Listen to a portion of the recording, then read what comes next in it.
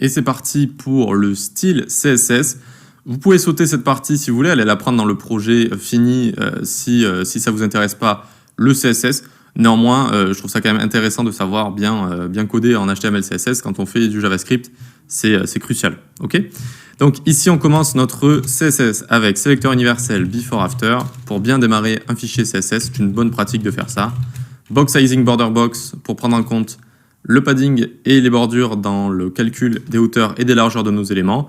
C'est pour lorsqu'on met 30 pixels de largeur, eh bien on est bien 30 pixels de largeur, même si on a rajouté du padding ou des bordures. D'accord ? Et donc justement, on enlève le margin et le padding de tous les éléments de base, parce que certains en ont, comme les titres, comme les listes, etc., etc. Comme ça, on a bien des éléments qui sont clean de base. Ensuite, body, on lui met font femme, des polices d'écriture très connues, Arial, Helvetica, sans serif, comme ça, qui nous sont proposés par VS Code directement. Color, F1, F1, F1, une sorte de blanc cassé. Background, on va lui mettre un dégradé linéaire parce que c'est bien mignon. Linear gradient ici. Il va avoir une orientation de 45 degrés. Il va aller de la couleur RGB 59,50 et jusqu'à la couleur RGB 22,28,29. Ok, donc ça c'est le body. Et on lui met une hauteur de 100 VH parce que de base il n'a pas de hauteur notre pauvre body. Donc regardez ce que ça donne. Ça donne cet effet là. Alors on ne voit pas trop le dégradé, mais il y a bien un dégradé. Oui, il y a bien un dégradé ici. Et ça fait donc voilà, une sorte de fond un petit peu sombre comme ça, qui va faire ressortir notre app qui sera plus colorée. Très bien pour ça, on peut continuer. Alors hop, là j'ai ouvert Photoshop à côté, je vais le fermer, je reviens. Donc ici on continue, notre container, le fameux container qui va contenir toute notre application. On lui met une width de 800 pixels et une hauteur de 600 pixels. Ok, et lui aussi on va lui mettre un background linear gradient. Linear gradient. Alors ici background c'est la propriété raccourcie. Les dégradés linéaires on les fait avec background image. Ok. Donc 45 degrés toujours, et lui on va lui mettre des couleurs un peu plus flashy. Enfin pas trop flashy non plus, mais en rapport un peu avec la météo, c'est-à-dire du bleu et du rose un peu orageux, peut-être violet même. Donc 10 68 B6 et EC 60 A6. Ah, je me suis raté. Et donc ici, on met une virgule, hashtag EC60A6. Voilà, nickel. Très bien. Ensuite, on va lui faire display grid pour créer une grille à l'intérieur. Et ensuite, on va lui faire grid template pour lui créer des rangées et des colonnes. On va lui créer 4 rangées. Une de 100 pixels, une de 300 pixels, une de 100 pixels et encore une de 100 pixels. Et comme colonne, on fera repeat 8 colonnes de 100 pixels. Je vais vous montrer ce que ça fait, vous inquiétez pas. Pour finir, juste on lui met margin 100 pixels en haut, auto à gauche et à droite, 0 en bas, position relative pour placer des éléments en absolute à l'intérieur, et bordure 1 pixel solide, hashtag F1, F1, F1. Allez, maintenant on va voir ce que ça donne. Et je vais tout vous expliquer. Donc hop, ça nous donne ceci. On a ce dégradé plutôt sympa, hein, c'est le même qu'ici. Et si on fait clic droit inspecter, on va voir une grille normalement. On va voir une grille vu qu'on a utilisé CSS Grid. Et regardez, hop, on a bien une grille ici, super, où on va pouvoir placer tous nos éléments. Et donc cette grille, elle a 4 rangées. Ici, regardez, 1, 2, 3, 4, ce sont les rangées. Il y en a 3 qui sont similaires, qui ont 100 pixels de haut. Celle-là, celle tout en haut et les 2 en bas. Et celle au milieu fait 300 pixels de haut. Voilà. Donc ça, c'est les rangées qui vont nous permettre de facilement placer les éléments. Il y a également donc, les colonnes. Les colonnes, si on survole ici, on voit qu'il y en a, j'en ai placé quand même 8 de 100 pixels. Okay, les colonnes, c'est ça, c'est 1, 2, 3, 4, 5, 6, 7, 8. Okay, et on peut les voir ici. Ça nous donne une grille dans laquelle on peut placer des éléments. D'accord, dans laquelle on peut placer des éléments et dans laquelle on va placer nos éléments de toute façon. Voilà. C'est pas plus dur que ça, CSS Grid. Hein. Donc, quand on crée une grille avec Grid Template, ici, on a d'abord les rangées de haut en bas et ensuite les colonnes de gauche à droite. Voilà. Donc, rien d'autre à expliquer. Le linear gradient, etc. C'est bon. On peut maintenant attaquer le H1. Et on va utiliser la seconde propriété, donc c'est peut-être le plus dur à comprendre avec CSS Grid, et ensuite il n'y aura plus de CSS Grid, ne vous inquiétez pas, c'est Grid Area, c'est-à-dire qu'on va placer un élément. D'abord, on fait début rangée, début colonne, désolé. Début rangée, début colonne, fin rangée, fin colonne. Je vais vous expliquer. Donc on fait 1, 1, 2, moins 1, comme ça. Qu'est-ce que c'est que ça? Je vais vous mettre ça juste au-dessus, regardez. Hop, deb row, deb colonne, fin row, fin colonne. Grid area, comme son nom l'indique, ça va nous servir à faire une aire dans la grille en fait, à prendre une aire dans la grille. On démarre avec la rangée de départ. On démarre à la rangée numéro 1 et on démarre à la colonne numéro 1. On va jusqu'à la rangée numéro 2 et moins 1 ici, c'est-à-dire on va jusqu'à la dernière colonne. Et regardez ce que ça va prendre ici. Qu'est-ce que ça va prendre?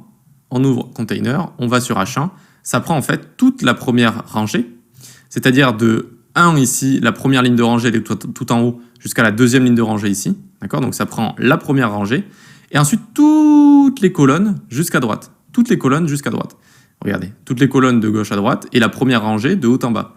Et ça nous donne le H1 qui est juste ici. Vous voyez, ça prend toute cette aire-là, toute cette grid area. Et ce qu'il faut comprendre, en fait, c'est que notre grille ici, ça commence ici, notre première rangée, il y a la première ligne de rangée ici, 1, puis 2, 3, 4, 5, etc., etc.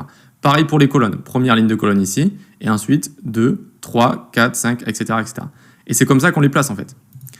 Première ligne de rangée, première ligne de colonne, dernière ligne de rangée, dernière ligne de colonne, ça fait prendre une R en fait. Voilà. Et quand on met -1, ça veut dire je veux aller de, ici par exemple, la première ligne de colonne à la dernière. Donc c'est-à-dire ici, littéralement en fait, je vais de la première qui est ici à la dernière, -1 qui est juste ici. Donc je prends tout l'espace de gauche à droite, quoi. Voilà. Donc c'est juste le truc peut-être le plus dur à comprendre en CSS sur ce projet, mais voilà.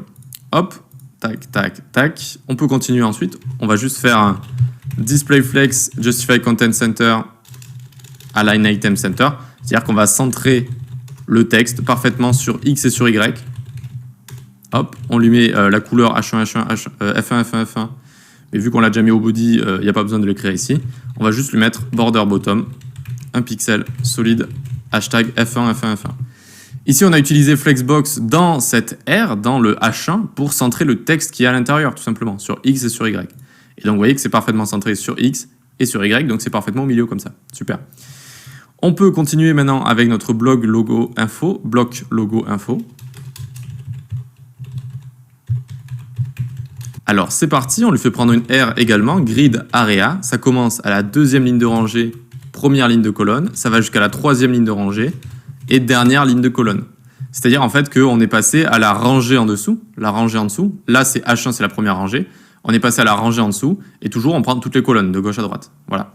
Donc c'est ça que ça nous a donné, ça a pris cette R qu'on a juste ici en surbrillance. Et donc ici, ce qu'on va faire, hop, tac, tac, on vient faire display flex, on utilise Flexbox à l'intérieur. On centre sur X avec justify content center, on centre sur Y avec align item center ici, très bien. Et maintenant, ce qu'on va faire, c'est bloc logo. Donc avec le logo, on lui fait prendre une width de 50%. On descend, tac, tac. Bloc logo image, donc l'image qui est à l'intérieur. On lui fait prendre une width de 100% et une 8 auto. 8 auto. Bloc info avec le texte, etc. On lui fait aussi prendre une width de 50%. En fait, on a envie juste de partager l'espace en deux. Et on fait bloc info.temps. Tac, on lui met font size 40 pixels. Alors juste font size, pas font size adjust. Hop. Et donc ça c'est la température. Ensuite on fait bloc info.temps 2.2. First letter, la première lettre. Eh bien on a envie de la text transform capitalize, comme ça, nickel. On finit juste avec le bloc info et je vous montre ce que ça donne. Bloc info température. On lui met font size de 60 pixels. Nickel. Et ensuite, bloc info.localisation. Font size, hop, 40 pixels. Et word wrap, break word. Si jamais il y a un nom de ville qui est trop grand, ça va passer à la ligne. Et voilà, c'est bon, on a terminé avec tout ça. Regardez, on a bien notre container ici, on a bien notre bloc logo info. Alors, ensuite, bon, il n'y a pas ce qu'il y a tout en dessous, donc ça fait un petit peu vide pour l'instant, mais on a bien placé nos éléments. Alors, si on ouvre bloc logo info ici, on voit qu'on a bloc logo et bloc info qui prennent tous les deux 50% de la largeur, même s'il y en a un qui est plus grand que l'autre. Vous voyez, ils prennent tous les deux 50% de la largeur. Et puis voilà, tout simplement, on les a placés au milieu de bloc logo info avec display flex, justify content center, align item center.